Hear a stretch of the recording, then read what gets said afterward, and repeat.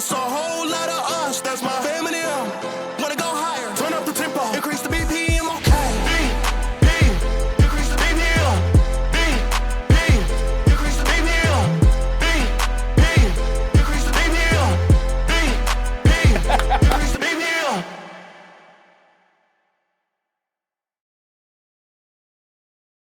What's up, guys? Welcome to our weekly podcast, In the Huddle, where we ask current or former athletes into this huddle, into this space, to talk about what God has done, what he's doing, and what he will continue to do. Excited about today having one of my buddies, Adam Duvall. Adam, welcome to our podcast. Hey, man, I'm excited to be here with you and get to talk and catch up a little bit. Yeah, this is gonna be fun, man. So I know you. I know you well. I want these people to kind of get to know just a little bit, a peek behind the curtain, so to speak. Grew up in Louisville, Kentucky, went to Butler High School. What was it like to grow up in the Duvall household growing up? I'm super thankful for my parents. They obviously, set the standard for what I believe is important in life. And, that starts with working hard. And, they showed me that by, punching the clock each and every day. And grew up big sports fans too. Huge Louisville fans from the day I was born. And, so it was really cool when I got to step on the campus of that university and be able to really fulfill one of my dreams as a kid, is to, play baseball for University of Louisville. And that was just super, down to earth people. And, I'm thankful for them. Yeah, you've been blessed with a good set of parents, good family that I know I've got a chance to meet several times throughout the years. Was baseball always your sport? I know there's a lot of athletes that play dual sports. Were you a guy that liked different sports, or were you zeroed in on baseball the whole time? So when I was younger, I played soccer, basketball, and baseball. And really since I was young, I always gravitated towards baseball. I played soccer, I played basketball, but probably wasn't great at either one of them.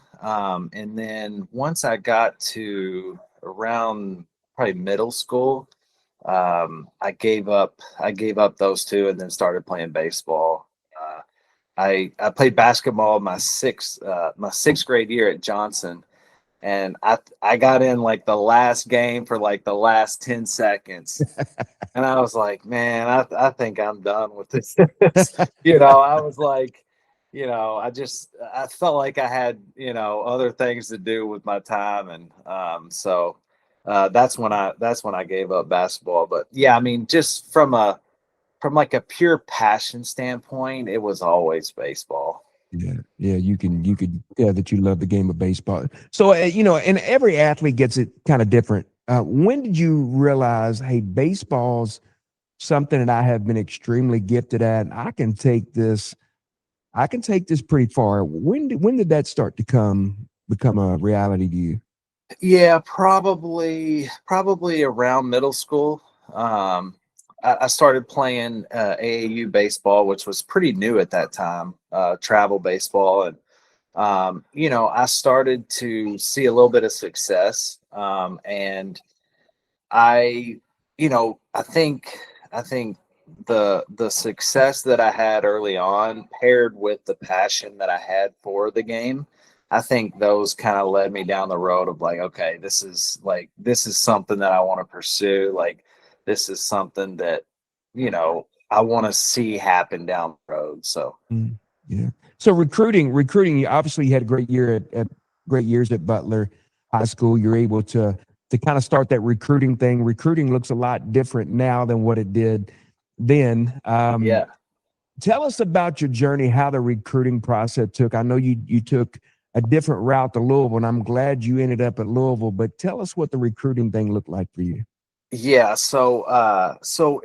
I guess it started then. It started my junior after my junior year in high school. I think they can maybe start recruiting a little bit earlier nowadays, but uh, I had a pretty good year my junior year.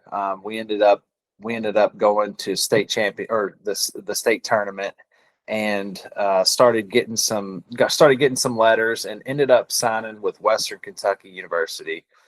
And then I guess that off season, I found out that I needed back surgery. So that was a big hurdle in my career. Ended up getting back surgery, thinking that I was going to be back for my senior year that season, and it just didn't really heal like it was supposed to. So that kind of went through my senior year of high school, and like I said, I'd signed with Western Kentucky, so ended up going to Western Kentucky and was still hurt, and really, I really wanted to redshirt my freshman year because I didn't get to Mm. really do anything before the season, and uh, didn't end up doing it, but that was kind of the recruitment process there. And then I went. Then I didn't really play at all my freshman year in college, just because the back surgery, the back injury. I was still trying to work my way back. So then I ended up going to a junior college, and getting some playing time there, just because I saw an opportunity where I didn't see it at Western. So, and just after not playing for 2 years at such a pivotal point in my career, I just felt like I needed to get somewhere to uh, really get some major playing time. So ended up going to Chipola Junior College, and then had to obviously transfer out because I was 2 years in. So then that's when made it back to University of Louisville. Well, man, I'm so glad you came to University of Louisville, man. We were and continue to be um, a spot that's better because Adam Duvall was there, and you made your impact immediately on the field, but off the field as well. You took your, as you said, your work ethic that you carried on from your mom and your dad. You brought to a program that so desperately needed that.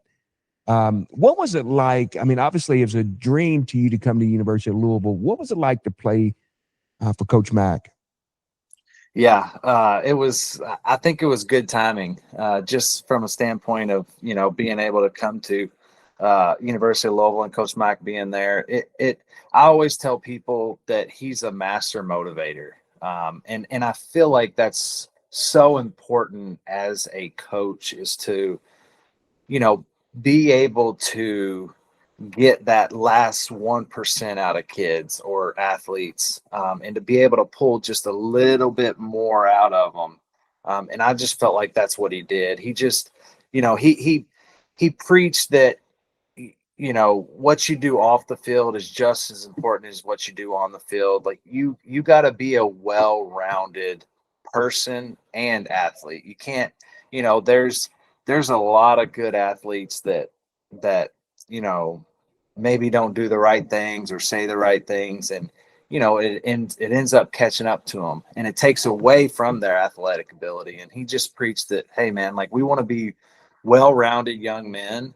And I think that was important at that stage in my life. Yeah. So you were a guy that you didn't talk a whole lot, but you modeled a ton. And I don't know if that's something that was on purpose, if you've always been like that, or I felt like you were a guy that when you had to talk, you talked and you had something good to say, but you almost was a guy that, like, I would rather my actions speak louder than my words. And you conducted that consistently. Has that always been the way that you operated? Yeah, yeah. I mean, I'm not a super outspoken person.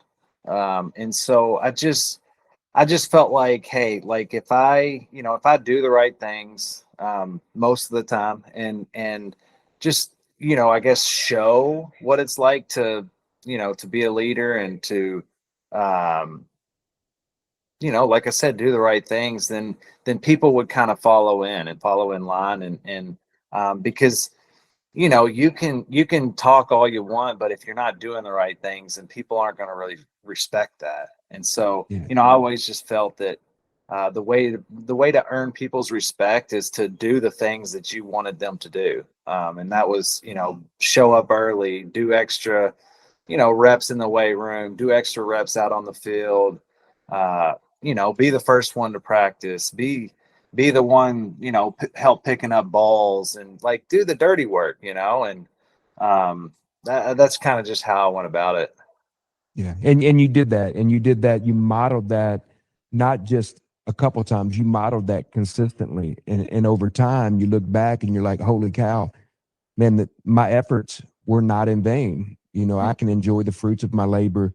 And not only did you go to a direction that you wanted to go, you took a lot of people with you. And I've always marveled at the quiet leadership that you displayed throughout your career. You had a stellar career at University of Louisville, obviously All-American.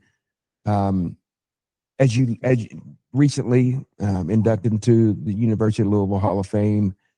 As you look back at your career at the University of Louisville, what's some of those highlights that you had that like, man, those are memories that are just etched in my mind and my soul forever? Yeah. I mean, the dog piles, those were, it's just so fun to be able to, celebrate victory. Right. And we were able to do that. I think we had a 50-win season and, so just being able to, I guess sort of continue the success that the program had. In 2007, they went to the College World Series, and just to be able to continue that and then pass the torch.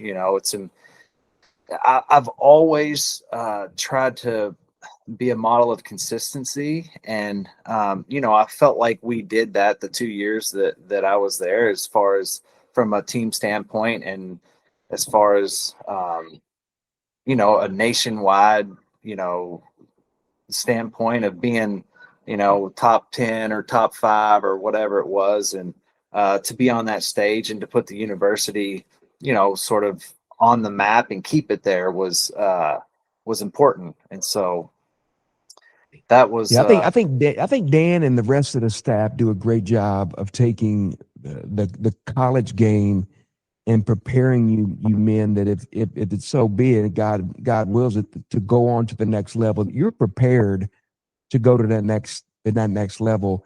And obviously you had the gift and the skill set to go and do that. But at what part did you realize, okay, this is a business now. This is a lot different than a corner of Central and Third. Yeah. Well, I think the first time I realized that was really, I think, one of the first days that I stepped on a short season ball field. And I realized that, man, like, the facilities weren't as good as college.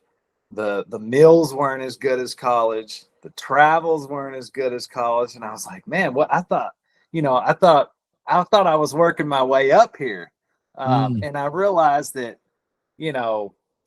in short season low A ball, there's not a lot of resources and a lot of money. Like you gotta make your way up. And we were obviously spoiled at University of Louisville, as far as from, like I said, nutrition standpoint, from facilities, from a weight room, and from the field and the locker room. I remember in short season, we had a little like makeshift shed with like 10 weights in it.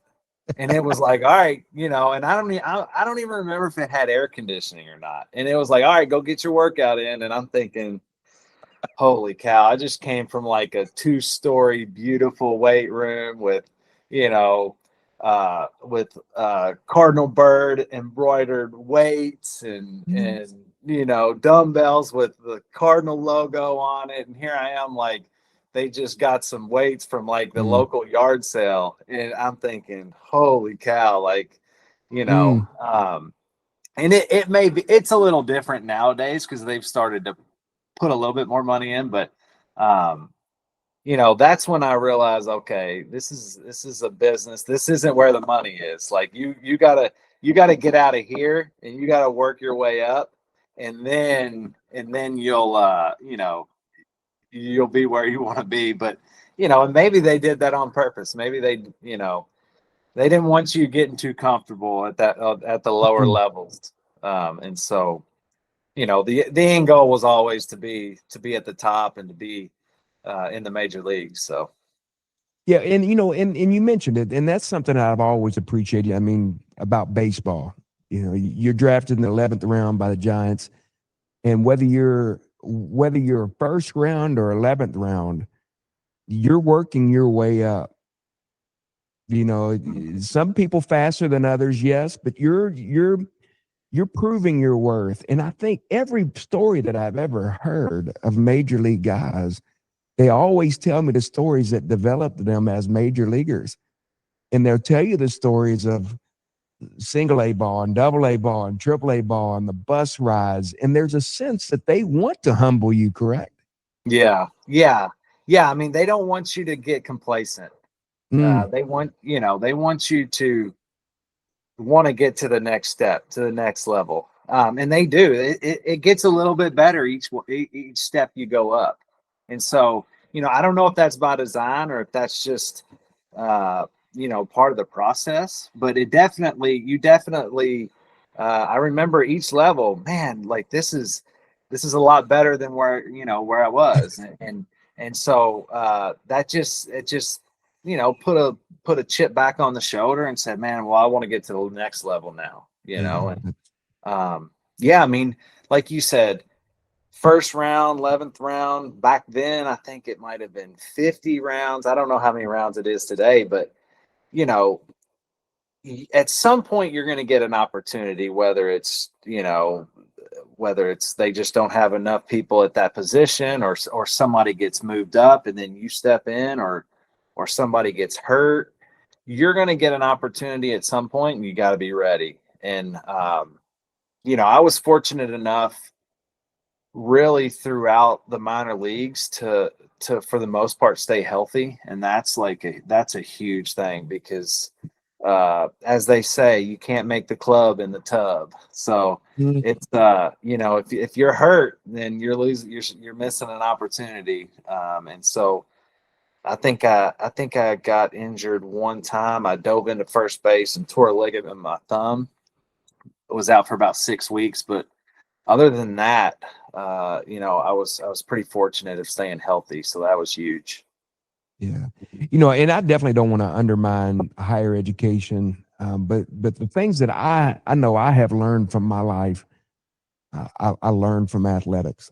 Athletics taught me um, grit and drive and determination and finish and perseverance and all of those words that an athlete, you can flip it on the back of a shirt. It sounds really, really good, but you learn those lessons of to drive. And yes, I can get through this.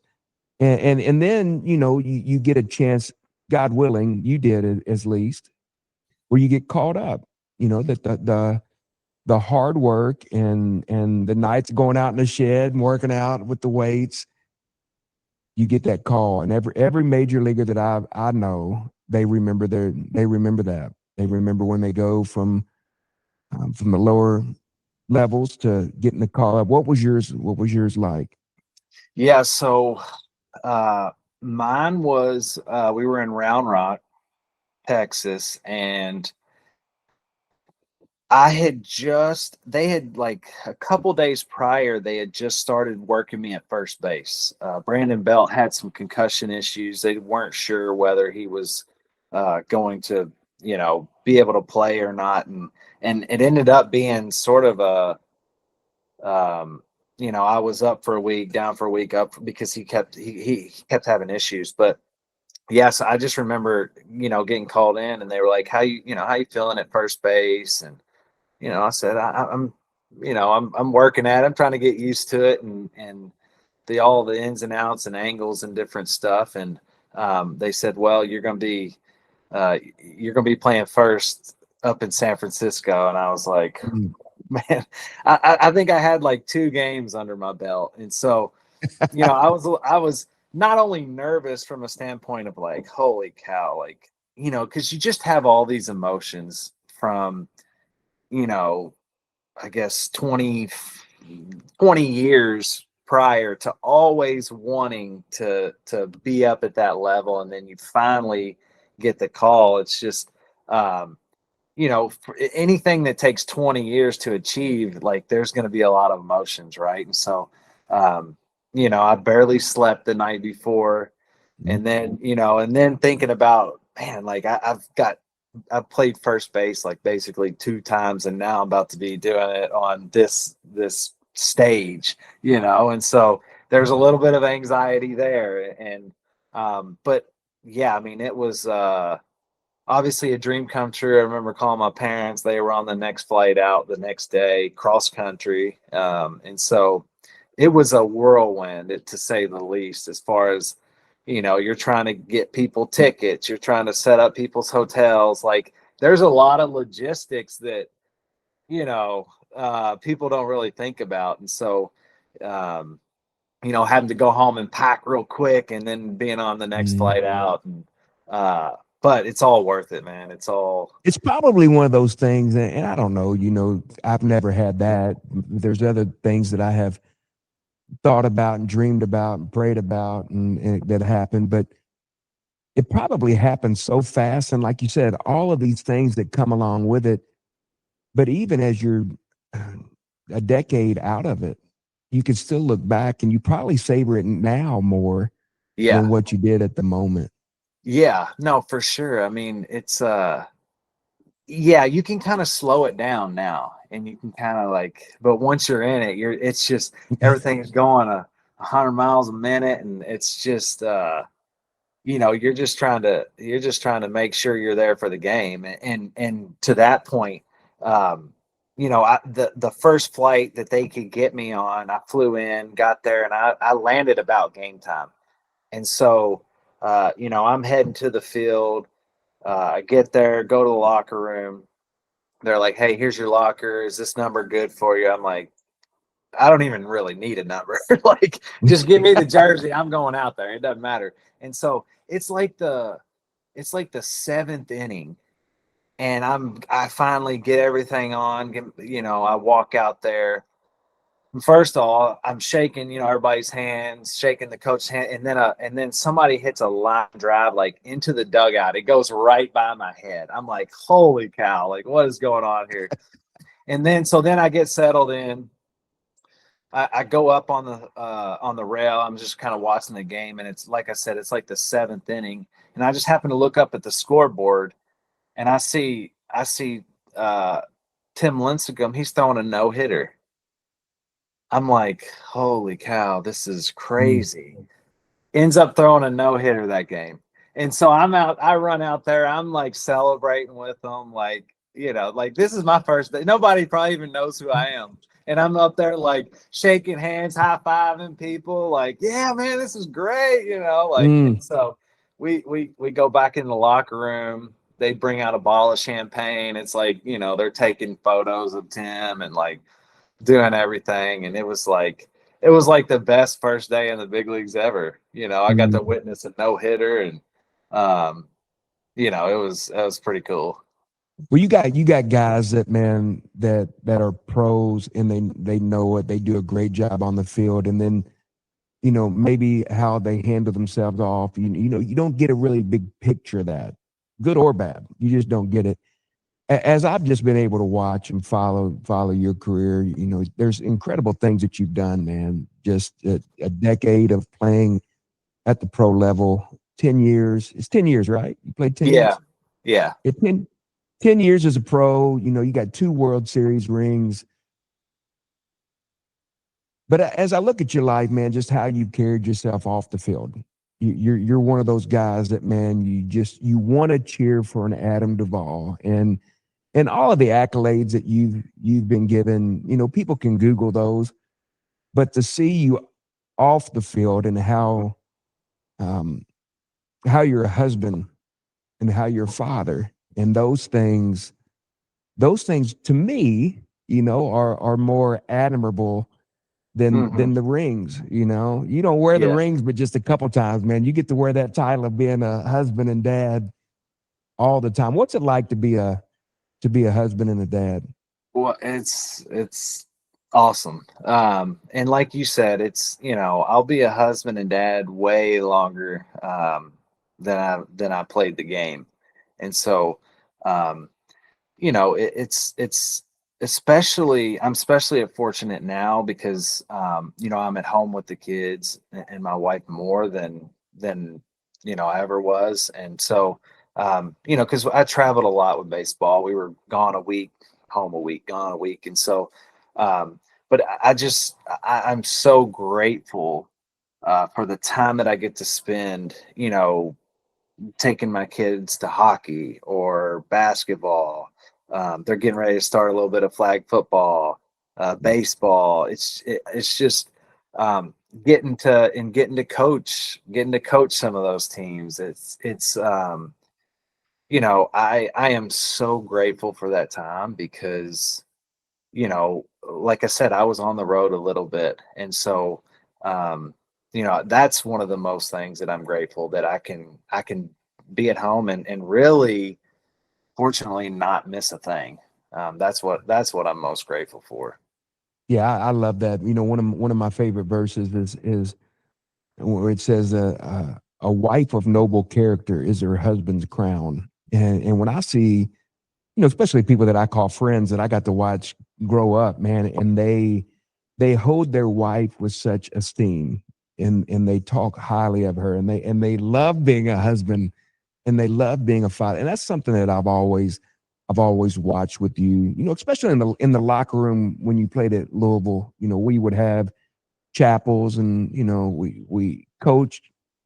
Always allowed me to be around you guys in the dugout, and I just remember just doing chapels and in that quiet strength that you had. I remember you being locked in. You listening to the chapels, you're gravitating towards that. You and I had a great friendship and a relationship. Um, what part did faith play in your life and in your journey as a professional? Yeah, so sort of, I think my story, I think, really came to fruition at a rough point in my career. It was in 2019. Um, I had just gotten traded. I came off one of my worst years with Cincinnati. Ended up getting traded in 18. Had an even worse half a season after I got traded. So it was not going good for me. And 2019, go to big league camp and struggle in spring training. End up getting sent down to AAA, and you know, in the moment, I'm thinking, man, this is like the worst thing that could ever happen. Like, holy cow, what is going on? And fast forward to today, I am thankful that that happened because I ended up running into a hitting coach who just poured into me. His name's Bobby Magianis. He's now with Seattle Mariners, but and it was one of the coolest things because I spent a lot of time in the cage that year. Okay. So it was, I was trying to work my way back to the big leagues. And so I spent a lot of time in the cage, but, you know, maybe half of that was hitting. The other half was talking about life and talking about how we can bring Jesus into the game of baseball and just just having him there and having such a close relationship because of the fact that we did spend hours every day hitting together, and just having him pour in me just because he's a man of faith. And so just having that relationship, I am so thankful for that today, just because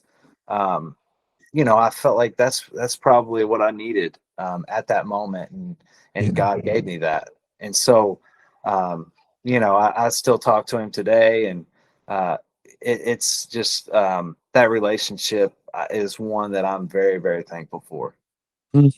The Bible talks about in Ephesians, it talks about walking in a manner worthy of your calling, that it doesn't say shout in a manner worthy of your calling. It doesn't say run in a manner, but walk in a manner.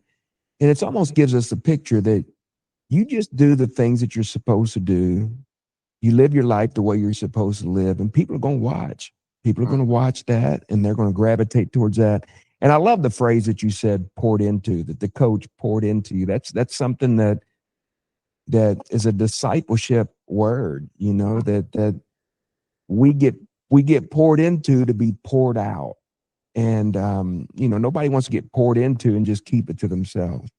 So we're always looking, and I love that you have two boys that now you can pour into to them. Man, that's a great model of what life and what discipleship should look like. Well, you're officially retired now. It seems like, maybe, is that what it is, or are you gonna give it back, another shot? Yeah, I'm retired. I guess, you know, I officially, I guess I gotta go through some steps with the Major League Baseball and stuff. But yeah, I mean, I'm retired. So what does that look like now? Like you got, I mean, you're young, you got a lot you can do, you know, you got incredible influence, probably more influence than a lot of other people. And again, I think it's so incredible that you don't have to shout and scream for that. You know, you get the light because you've been consistent on it. So what's next for Adam Duvall?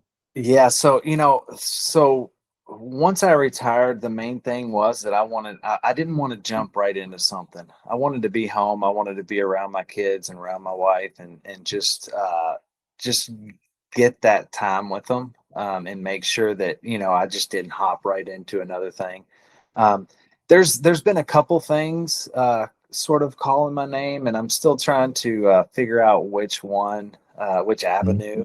Um, right now we're building a house up at the farm in Kentucky, and so and I'm overseeing it, and sort of I'm not actually doing the work, but I'm overseeing it and the logistics. And so I've been it's been tons of fun, but just sort of kind of getting into that world of sort of building and just seeing something come to life is really cool. And so that's really that, and coaching the kids is kind of what I've been doing. Like I said, my sons they're in hockey, basketball. They're getting ready to start flag football, baseball.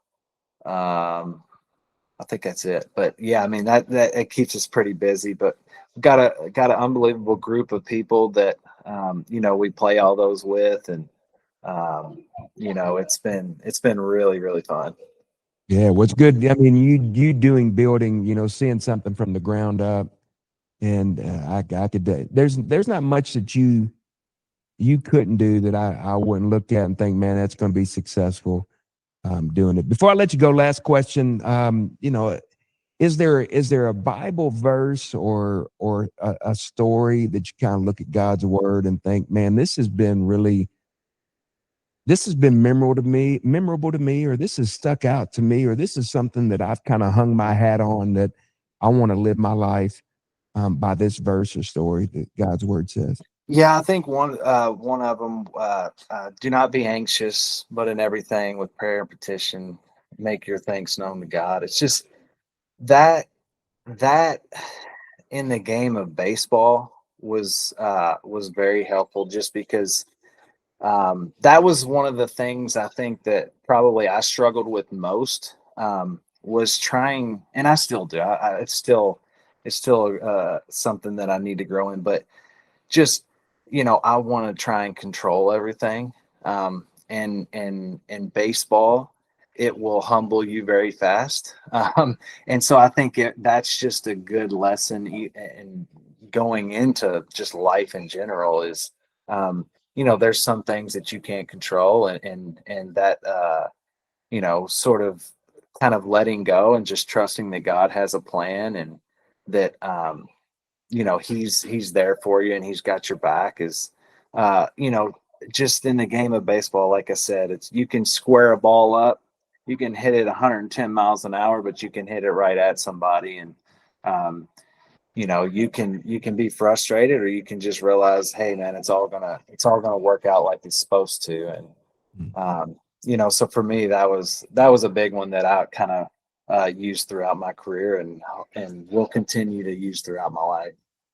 Yeah. Well, Adam, I just want to tell you, man, thanks for coming on the podcast with me. Thanks for, it's been a joy to watch and see how God's used you on the football or on the baseball field, with all the accolades that you have been given, but I guess one of the most joyous things I can get to call you friend, man. And it's always been a joy to do that. Super proud of you, love and appreciate you. And just, if you need something from me, man, you let me know. Okay. I will, man. I appreciate you, and I appreciate you having me on here. Yeah, blessing. All right, buddy. Take care. Have a great day. All right, you too.